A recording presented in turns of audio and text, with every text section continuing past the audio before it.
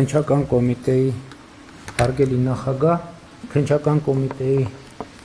հարգելի աշխատողներ, նախ ուզում եմ շնորհավորել բոլորին քննչական կոմիտեի աշխատողի օրվա առիթով եւ նաեւ շնորհակալություն հայտնել բոլորին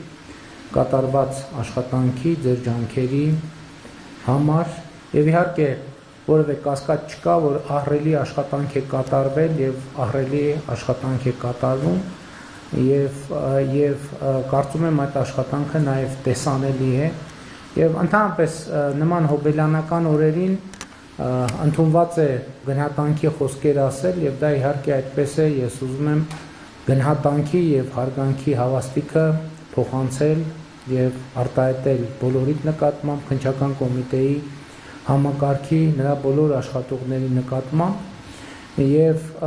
մյուս կողմից արձանագրել որ ես կարծում եմ որ ոչ միայն քննչական կոմիտեում այլև պետական կառավարման համակարգի եւ երկրի ընկալման տեսակետից մենք մի մեթոդաբանական խնդրեմ ունենք որը այս վերջերս ենք սկսել մտածել որ վերաբերվում է բոլոր ոլորտներին մենք ընդհանրապես շատ հարցերում եւ շատ դեպքերում ուզում ենք եւ ձգտում ենք հասնել իդեալական վիճակի, որը թվում է թե նորմալ է եւ դժվար է նույնիսկ առարկել արժի արդյոք ձգտել իդեալի, թե չարժի ձգտել իդեալի, որովհետեւ ես կարծում եմ, որ ընդհանրապես ցանկացած ձևաչափում, երբ որ մենք հարց դնենք եւ հանրությանը, արդյոք մենք խնդիր պետք է դնենք ունենալ իդեալական վիճակ, կարծում եմ պատասխանը դրական կլինի առնվազն մեծամասնությունը հստակ կասի, այո, որ մենք ուզում ենք իդեալական վիճակ Եվ մեր մոտեցումն էլ, ես ուզում եմ հստակ ասել, որ վարչապետի պաշտոնը ստանձնելուց հետո իմ մոտեցումը եղել է այդպիսին, այդ թվում քննչական կոմիտեի, մնացած բոլոր պետական եւ ընդհանրապես երկրի հետ կապված, բայց խնդիրը հետեւյալն է, որ այնուամենայնիվ կյանքը ունի իր տրամաբանությունը եւ իր կանոնները եւ իդեալի ձգտումը ինչով է վտանգավոր, որ այդ իդեալի ձգտման ճանապարհին շատ արագ երբեմն եւ շատ մեծ է հավանականությունը որ վրա է հասնում հիասթափությունը եւ հուսահատությունը որը խնդրեմ է հետո այդ ամեն ինչից վերադառնալը ինքը շատ ավելի ջանք եւ էներգիա է խլում եւ ես ընդհանրապես վերջին շրջանում սկսել եմ մտածել որ այս մեթոդաբանության մեջ մենք պետք է որոշակի բաներ փոխենք որովհետեւ իդեալի եւ այս հուսահատության կամ հիասթափության այս տրամաբանությունը ինքը 360 աստիճանի այդ շրջանին է նման, որտեղ 0-ն ու 360 աստիճանը ըստ էության շատ մոտ են իրար եւ այնտեղից այնտեղ երբեմն շատ արագ են անցում կատարում, բայց ես ուզում եմ ասել ինչ կապ ունի սա օրվա հետ, որովհետեւ իհարկե մենք այն որ քննչական կոմիտեի եւ ընդհանրապես իրավապահ համակարգի զարգացման համար Ну չասեմ բոլոր հնարավոր ջանքերը, բայց այնուամենայնիվ ինչ որ հասու է եղել, ինչ որ հնարավոր է եղել, հələ դեռ նույնիսկ մի բան էլ ավելին այն տրամաբանության մեջ, որ դիտարկելի է կամ համեմատական այլ համակարգերի հետ, մենք ներդնել ենք, բայց երբեմն լինում են իրադարձություններ, դեպքեր, որոնք ուղղակի հուսահատության են հասցնում եւ դու ինքդ քեզ հարց ես տալիս, ասում ես, բայց ինչի ասա տեղի են, ինչու է դա տեղի ունենում Ինչն ենք մենք սխալ արել, որ դա տեղի է ունեցել։ Ես անկեղծ ասեմ, երբ որ առաջի անգամ ես տենց բան իմացել եմ, դա ինձ համար տենց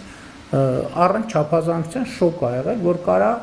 օրինակ քրեական գործ լինի, որը այս տարիներով ընդհանրապես ոչ մի գործողություն չարվի, ընդհակառակ միտեղ գցած լինի, որ հələ բոլորը մոռանան, որ այդպիսի բան չկա։ Ես ճիշտ է, այս համակարգերը ներսից չգիտեմ, բայց տենց կողքից Գուցե նաև այդ իդեալականության մասին պատկերացումներն են, որ երբ որ իմանում ես, որ տենց բան է եղել, ասում ես, բայց ոնց կարա տենց բան լինի։ Հետո հաջորդ քայլով ասում ես, ի՞նչն եմ ես սխալ արել, որ այդ բանը տեղի է ունեցել։ Այսինքն ինչը այն չեն կարել, որ այդ բանը տեղի է ունեցել, եւ այս առումով ես կարծում եմ, որ մենք այս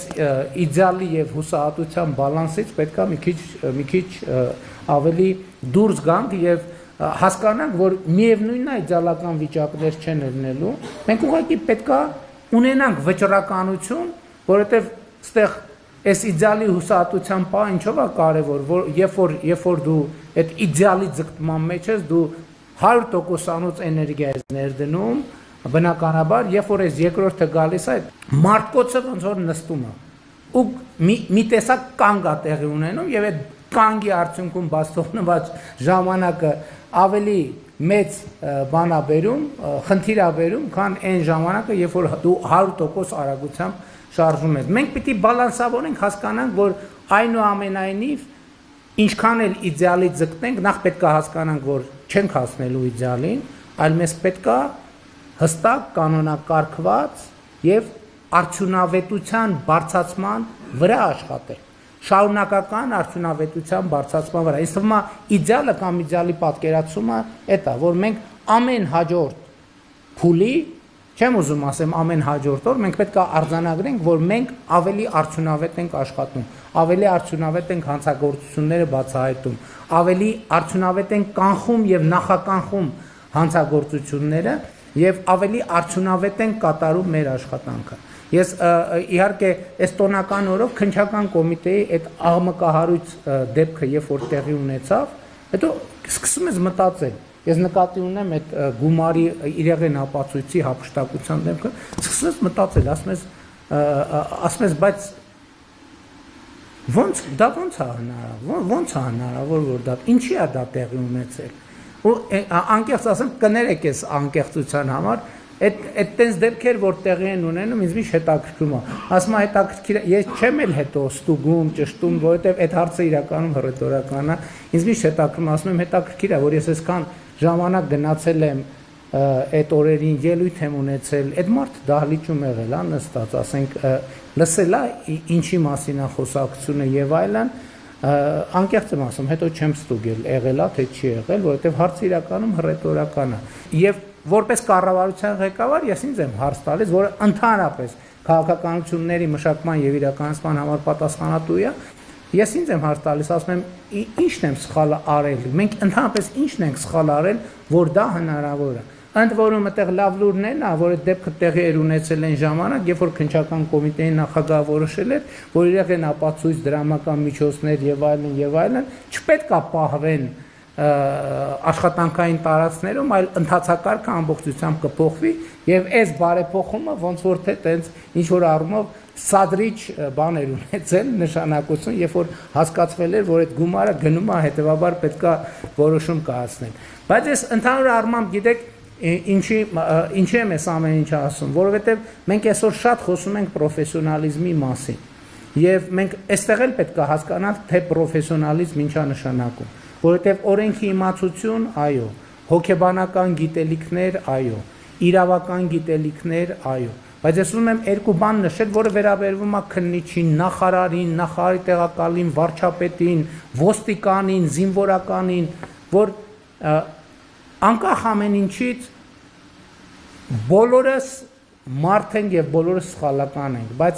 պետական ծառայության եւ ընդհանրապես հանրության մեջ, քաղաքացու մեջ պետքա լինեն ինչ-որ արգելքներ, որ այնուամենայնիվ մի բան կա, մի գիծ կա, որը անհնար է, ոչ մի պարագայում հնարավոր չի անցնել։ Երկրորդը, ես ուզում եմ ընդգծել խիզախությունը։ Իմ կարծիքով, օրինակ, առանց խիզախության հնարավոր չի քննիչ լինել։ Դա բացառված բան է։ Հնարավոր չի առանց խիզախության լինել արդյունավետ քննիչ։ Նույնը վերաբերվում է միջալոց նաև ոստիկանին, դատախազին, դատավորին եւ մեր սա մի չափանիշ է, տեսեք, չէ, որ մենք պետքա չափենք, երբեք հնարավոր չի չափել։ Երբեք հնարավոր չի չափել։ Դա ինչ որ ուրիշ կատեգորիա է, բայց ես համոզմունք ունեմ, որ առանց որոշակի այս արգելքներն էլ որ ասում եմ, այդ արգելքը պայմանականորեն մեր իրականության մեջ երևի ընդունված է եւ ճիշտ է, որ արժեքային համակարգը եւ բարոյական համակարգը, որ եւ երկրորդը խիզախությունը։ Այս երկուսն էլ անչափելի բաներ են։ Ամեն մարդ ինքը իր մեջ գիտի, այնուամենայնիվ ինքը ինչ կարա անի եւ ինքը ինչ չի կարա անի, եւ ես այս ամեն ինչ ասելով հիմա որևէ կոնկրետ գործնական բան նկատի չունեմ, ես ուղղակի կիսվում եմ այսօր նաեւ իմ տպավորություններում այս ընթացքում տեղի ունեցած դեպքերի վերլուծության արդյունքում իմ հանգած հետևություններին եւ սա շատ լրջագույն թեմա է, որովհետեւ օրինակ այսօր շատ կադրային քաղաքականության մասին խոսվում է, բնականաբար դա վերաբերվում է քննչական կոմիտեի նախագահն էլ քննչական կոմիտեում է կադրային քաղաքականություն վարում եւ նկատի ունեմ անընդհատ խոսում է կրթություն, այո, դա շատ կարևոր բան է եւ իրականում ես կարծում եմ որ խիզախությունն էլ կրթության հարց է, որովհետեւ խիզախությունը գալիս է նրանից նաեւ թե մարդը հասկանում է ինքը այնուամենայնիվ ինչով է զբաղված ինքը, իսկ ինքը ինչքանով է հասկանում, ինչքանով չի հասկանում, այնուամենայնիվ դա որոշակի կրթության հետ կապ ունեցող բան է, բարոյականությունն էլ իմ կարծիքով կրթության հետ կապ ունեցող որոշակի բան է, թե ինչ ներքին գծեր եւ արգելակներ կան մարդու մեջ, որը ինքը գիտի, որ ինքը երբեք չի անցնի։ Եվ ես կարծում եմ, որ հատկապես քննիչի եւ իրավապահ համակարգի ընդհանրապես պայմաններում սա առանձնահատուկ է, որովհետեւ ըստ էության այստեղ նստած են ուրիշների ճակատագրերը որոշող մարդիկ։ Եվ առանց այս համակարգերի մենք կարանք շատ լուրջ խնդիրներ ունենալ։ Հիմա ես օրինակ այս վերջերս շատ ահավոր դեպք տեղի ունեցավ նույն Փարաքարի դեպքերը, Փարաքար խոշորացված համայնքի ղեկավարի սպանության դեպքը։ Սա առաջին հարցն է նա, այն որ առնվազն բացահայտում տեղի ունեցավ եւ տեղի է ունենում քննություն եւ ես հույս ունեմ, որ քննության արդյունքներով ոչ մի հարցի պատասխան բաց չի մնա եւ համոզված եմ, որ առավելագույնն է արվում դրա համար, բայց այնուամենայնիվ մենք պետք է վերադառնանք, ինչը ինչ են կարել, որտեղ է բաց թողումը, ինչ պետք է այլ կերպ լիներ, որ այդ ամեն ինչը տեղի չունենա, որովհետեւ ընդհանրապես Հայաստանում հանցավորության մակարդակը այդ շատ լուրջ խնդիր է, առավել եւս բռնությամբ կատարված հանցագործությունները ամեն կրակոց, ամեն քաղաքացի ի վերջո զգում է, որ դա կրակել են իր վրա, որովհետև եթե առաջի տպավորությունը այդպեսին չի, գոնե երկրորդ, երրորդ, չորրորդ ասոցիատիվ տպավորությունը, այսինքն տենց զուգահեռ լինելու է, որ իր վրա են կրակել, եւ հետեւաբար այս հարցերը շատ կարեւոր են, որ նաեւ իրավապահ համակարգը կարողանա վերլուծել Իմիջիայլոց օրենսդրությամբ էլ է դա սահմանված, որ շատ դեպքերում այդ թվան քննչական կոմիտեն ինքը որոշակի առաջարկներով, ես իհարկե չեմ հիշի դա դե յուրե ինչպես է կոչվում, միջնորդագրերով հանդես գա տարբեր մարմիններին, որպեսզի նաև հանցագործությունները կանխելու եւ հանցագործությունը լավ հիմա դա ընդհանրապես սրտի մխիթարանք է, որ դեպքա տեղի ունեցել, մենք բացահայտում ենք կամ կարող ենք բացահայտել, բայց մեր մեծագույն խնդիրն է, որ այդ հանցագործությունը կանխվի կամ նախականխվի եւ այս պետք է լինի մեր մեծագույն խնդիրը կամ այն ինչ որ ես ասացի հիմա քննչական կոմիտեի նախագահը մի թեմայի անդրադարձավ որ մեր իրականության մեջ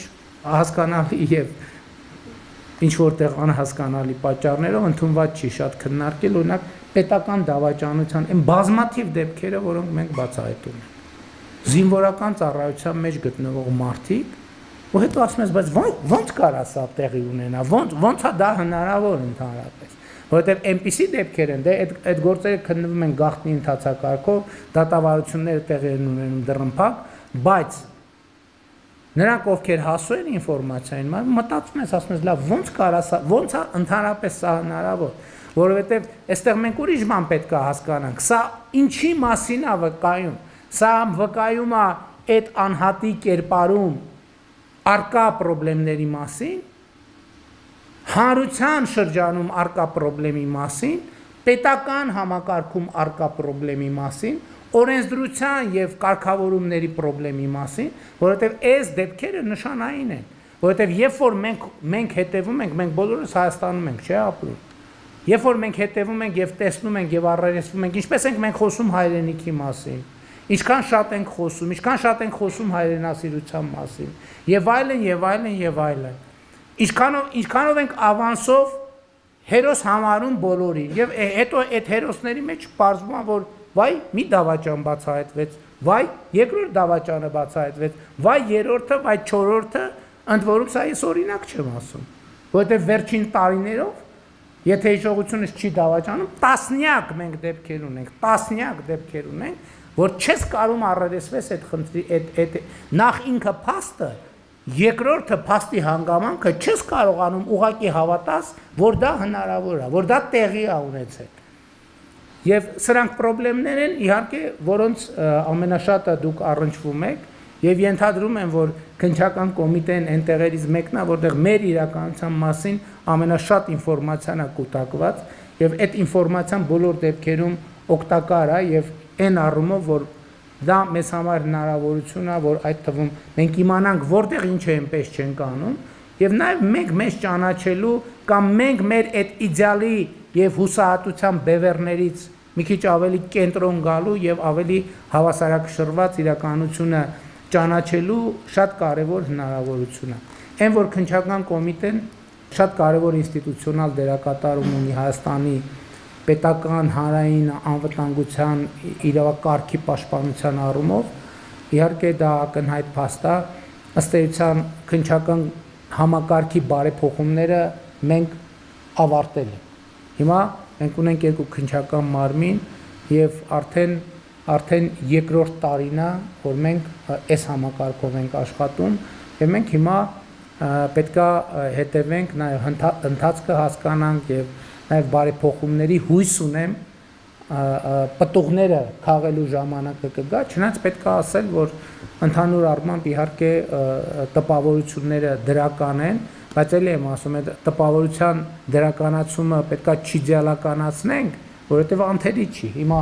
այդ թվում այն փաստերը, որ ես նշեցի, դրանք թերություններ են, ենթադրում են, որ էլի կան թերություններ։ Շատ կարևոր է, որ մենք չվախենալով կորցնել իդեալի պատկերացումը գնանք այդ թերությունների հետևից, որովհետև դա էլ է խնդրեմ, որ գնում որովհետև մենք սկսում ենք մեր բացահայտած թերություններից վախենալ, որովհետև ասում ենք ոնց այսքան բան ուրեմն տեղի ունի, մի X դա էլ է, չէ՞, հոգեբանական վիճակ, մի X պահի արկելակում ես, ասում ես այդ եսի վիճակի չեմ, այդքան թերության եւ այդքան նեգատիվ ինֆորմացիա մշակել, բայց դա էլ է խիզախության հարց, որ մենք պետք է ունենանք բավարար խիզախություն գնալ եւ առերեսվել այդ թվում